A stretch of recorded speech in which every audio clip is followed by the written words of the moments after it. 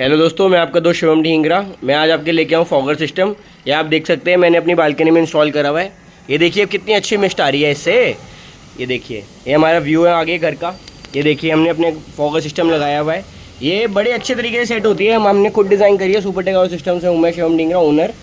ये देखिए, आप इसको सेट कर सकते हो 1 मिनट के लिए, 5 मिनट के लिए, 10 मिनट के लिए, और जैसे मर्जी आपको सेट करने आप कर सकते हैं। और बहुत इजी, कोई भी इसको यूज़ कर सकता है। बहुत इजी है इंस्टॉल हमने लगाई हुई है पूरे घर अपनी बालकनी में।